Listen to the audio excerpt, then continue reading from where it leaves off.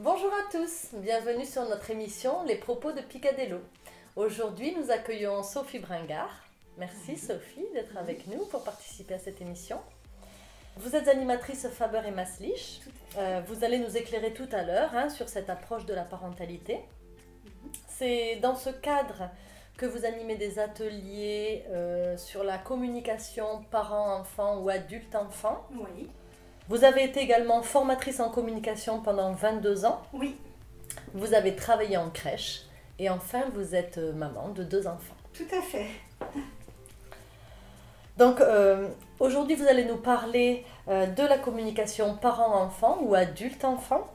Mais avant de développer ce vaste sujet, pouvez-vous nous présenter ce que c'est que cette approche Faber et Maslich? Oui, merci. Oui. Alors, Adèle Faber et Hélène Maslich étaient mamans dans les années 70 et elles ont participé à un groupe de parents pendant 5 ans avec un psychologue. Et tout ce que ce psychologue conseillait, proposait comme approche et que les parents pratiquaient à la maison portait vraiment ses fruits, c'est-à-dire que toutes les familles témoignaient de plus d'harmonie, de plus de paix, avec des enfants de tous les âges. Donc elles ont eu envie de partager ça dans un premier ouvrage qui s'appelle « Parents épanouis, enfants épanouis ». Et suite à ça, elles ont eu des demandes de proposer cette approche de manière plus méthodologique pour qu'elle soit accessible à tous. Et donc elles ont écrit un second livre qui s'appelle « Parler pour que les enfants écoutent, écouter pour que les enfants parlent ». C'est un best-seller qui a été traduit en 38 langues.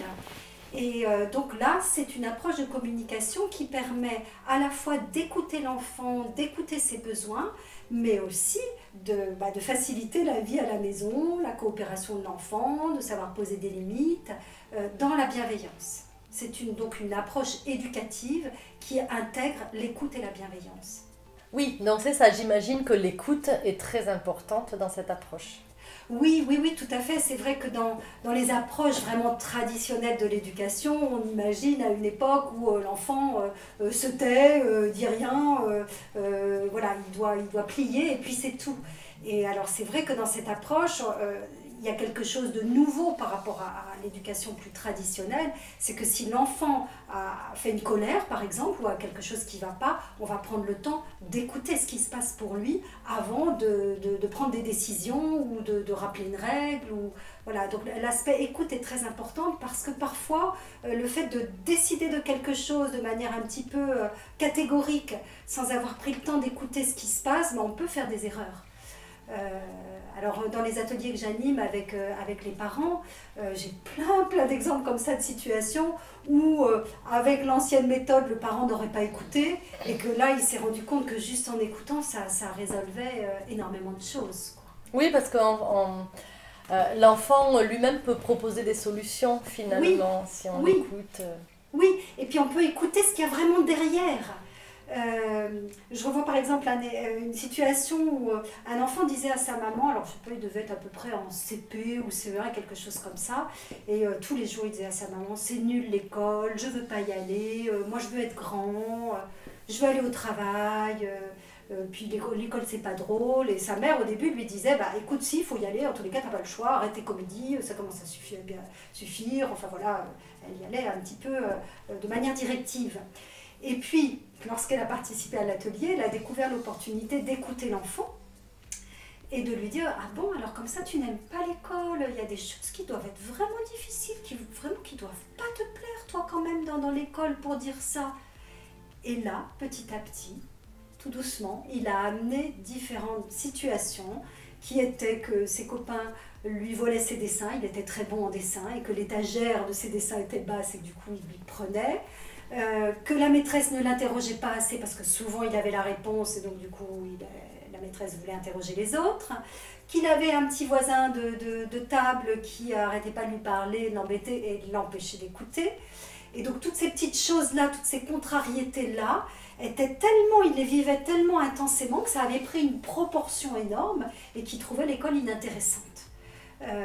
Et le fait d'écouter ça, la maman a pu prendre rendez-vous avec la maîtresse, mettre tout ça à plat, et puis elles ont pris ensemble des décisions qui fait que l'enfant, quelques semaines après, a pu se sentir bien à l'école. Donc c'était en fait pas grand-chose. Oui.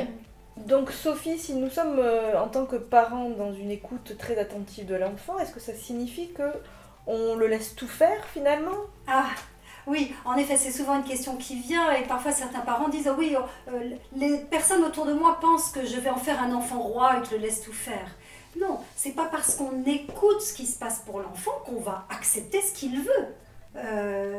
Si on écoute qu'il est très frustré d'arrêter la télévision, c'est pas pour autant qu'on va le laisser regarder la télévision toute la soirée. Oui. Donc on peut écouter, comprendre que c'est frustrant pour lui, l'accompagner dans cette frustration, mais pour autant garder la ligne de conduite qu'on s'était fixée au départ. Tout à fait. Merci Sophie d'avoir répondu à cette première question autour de la communication parent-enfant. Vous proposez lors de vos ateliers différents thèmes, vous abordez différents thèmes avec les parents. Quels sont-ils? Est-ce que vous pouvez nous en dire un petit peu plus? Oui, alors en effet, lors de ces ateliers, il y a l'accueil des émotions, que faire quand l'enfant est aux prises avec ses sentiments difficiles. Il y a comment faire en sorte que l'enfant soit plus coopératif à la maison, comment lui formuler nos demandes.